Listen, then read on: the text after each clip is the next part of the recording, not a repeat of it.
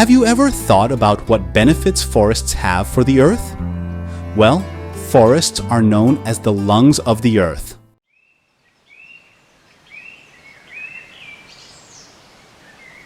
The vast Congo rainforest is the second largest forest in the world after the Amazon rainforest, covering an area of over 2 million cubic meters. It spans 6 countries, and the Congo Jungle alone includes a quarter of the Earth's equatorial forests. More than 40% of the world's animals live in the Congo Jungle, and it's interesting to note that due to the density and intertwining of trees, many parts of this jungle remain unknown to us.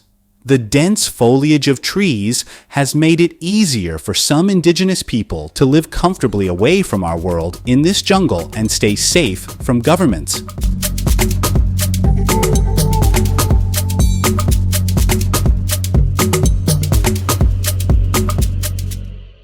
But not from the monsters and carnivorous animals that inhabit the Congo Jungle.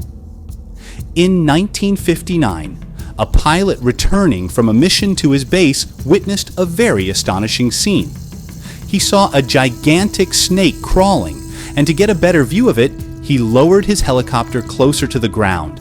Suddenly, he saw that this snake almost lifted its 3-meter-long head from the ground and took a defensive posture. As we mentioned, we have limited information about these animals, and the question arises, how do the indigenous people of the Congo Jungle coexist with these giants? In this video, we don't intend to talk about the animals of the Congo Jungle. Instead, we want to see what's going on there in this jungle. Please, stay with us until the end of the video.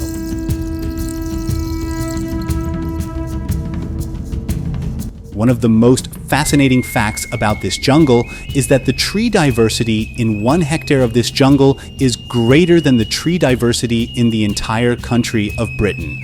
Now, imagine how many tree species exist in 1 hectare of this jungle. The most abundant trees are found in this jungle. Alongside these trees, most animals live. One of the most famous of these animals is the gorilla.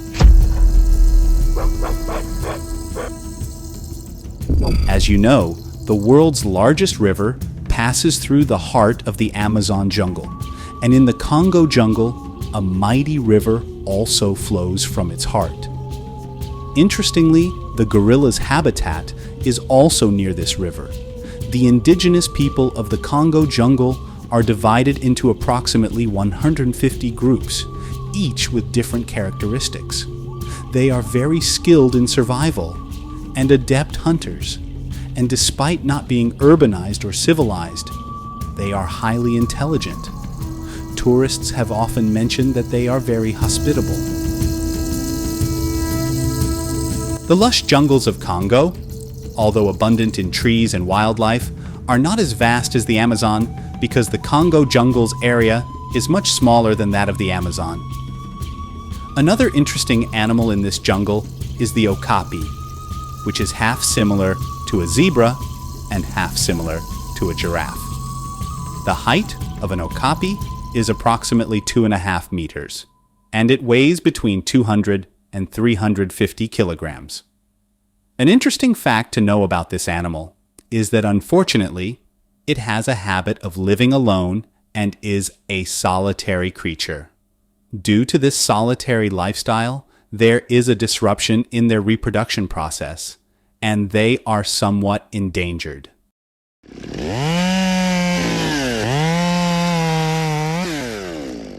The Congo Jungle has a better condition compared to the Amazon, facing less invasion and destruction.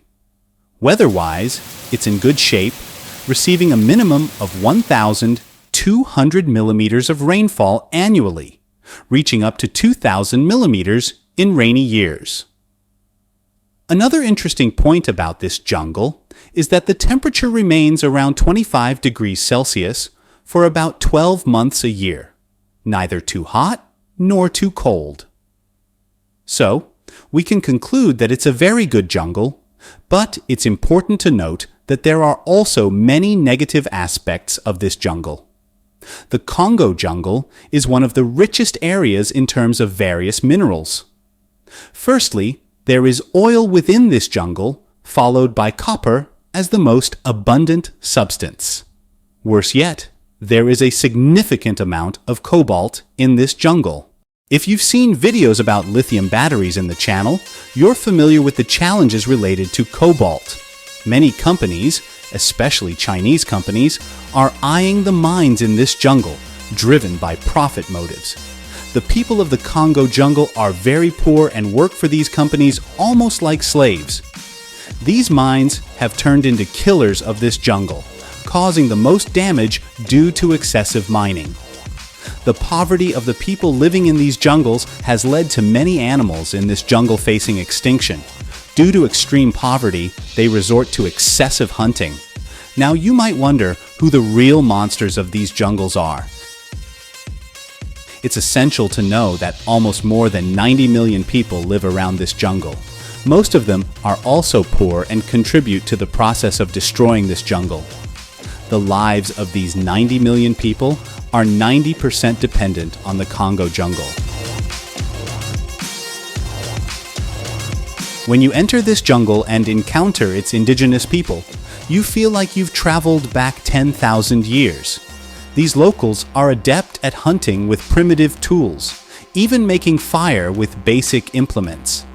They construct their homes within the jungle, using these rudimentary tools, and have no dependency on anything outside the jungle. If we were to find the poorest part of the world, it would likely be within this jungle. These people have no money, and interestingly, they do not need money either.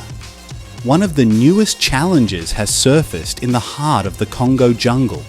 The local people are chopping down the native trees and replacing them with palm trees for that sweet palm oil trade.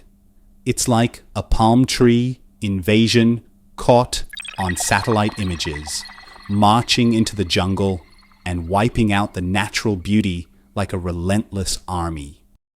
What's even more shocking is that this destruction spree kicked off in 2010, just 14 short years ago. If we don't take action as soon as possible, we're looking at a scenario where the Congo jungle could suffer a fate similar to the Amazon.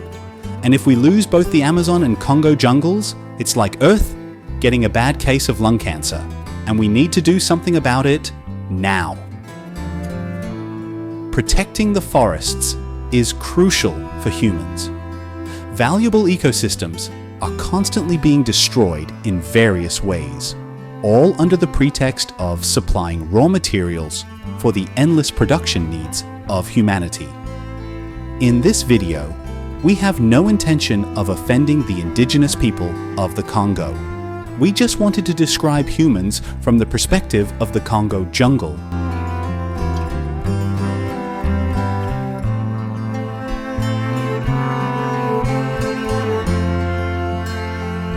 Hope you enjoy it.